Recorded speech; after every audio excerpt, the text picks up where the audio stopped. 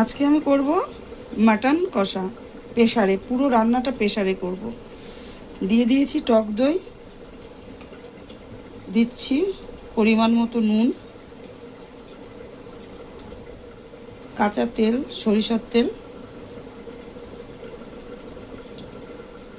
আর দিয়ে দিচ্ছি এই যে পেঁয়াজ কুচিয়ে রেখেছি, সেই কুচানো পেঁয়াজ।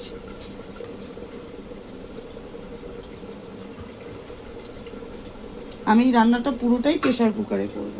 সামান্য জিরের গুঁড়ো, জিরের গুঁড়ো বেশি দেব না, তো সামান্য জিরের গুঁড়ো দিলাম, মাটন তো। আর একটু দিচ্ছি ধনের গুঁড়ো, জিরের গুঁড়োর থেকে ধনের গুঁড়োটা একটু পরিমাণ বেশি। আর দিয়ে দিচ্ছি একটু হলুদ গুঁড়ো পরিমাণ মতো। এবার এটাকে আমি হাতের সাহায্যে মাখিয়ে নিচ্ছি। হাত দিয়ে মাখালে বেশ সব সুন্দর মাখানো হয়। আমাদের হাতের মতন বড় অস্ত্র আর কিছু নেই, যেহেতু আমরা রান্নাবান্না করি, তো আমাদের হাতটাই আগে যায়। এই জন্য আমি বেশ সুন্দর করে এটাকে মাখিয়ে নিচ্ছি। এই যে হাত দিয়ে মাখালাম, সুন্দর একটা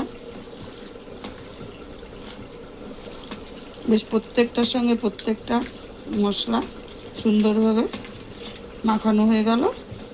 এবার আমি এটা 10 মিনিটের জন্য, 10 কি 20 মিনিট আমি ম্যারিনেট করতে দিয়ে দিলাম। তো আমি দিয়ে দিচ্ছি পরিমাণ মতো সরিষার তেল, পুরোটাই প্রেসার কুকারে করব। সাদা জিরে একটু নাড়িয়ে নিচ্ছি প্রেসার কুকারটাকে। এবার এই যে ম্যারিনেট করা মাটন আমি দিয়ে দিচ্ছি প্রেসার কুকারে। আমি পুরো রান্নাটাই প্রেসার কুকারে করব।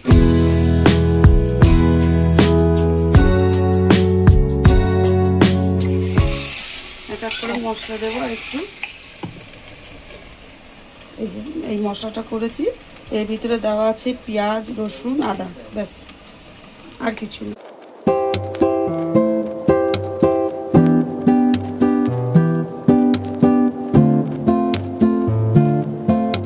সমস্ত মশলা দিয়ে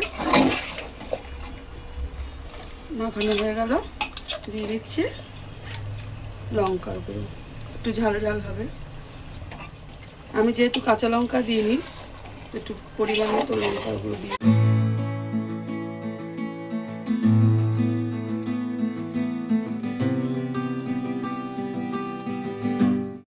আমি দিয়ে দিচ্ছি আলু।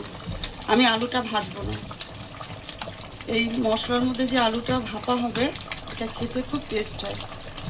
আমি দিয়ে দিলাম আলু। আমার একটা মাটন কষানো প্রায় হয়ে এসছে। আমি আরেকটু কষাবো আলু দিয়ে একবারে। আমি এখানে কাঁচা আলু দিয়েছি, আলু ভাজিনি।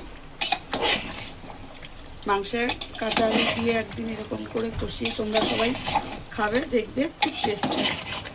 আলুটা খেতেই খুব ভালো। মাটন কষানো রেডি। এবার আমি দিয়ে দেবো একটু জল, গরম জল। এই যে আমার জল দেওয়া রেডি। আমি তোমাদেরকে একটা জিনিস দেখাচ্ছি। এই যে আমি গরম মশলা দিচ্ছি থেতো করে। এই যে এইভাবে গরম মশলা দিলে মাটনটা খুব সেন্টও হয়, খেতে খুব স্বাদ হয়। এই আমি ঢেকে দিচ্ছি। আমার 4টে সিটি পড়বে। এই রেসিপিটা তোমাদের কেমন লাগলো জানিও, আর ভালো লাগলে অবশ্যই লাইক, কমেন্ট এবং সাবস্ক্রাইব করে দিও।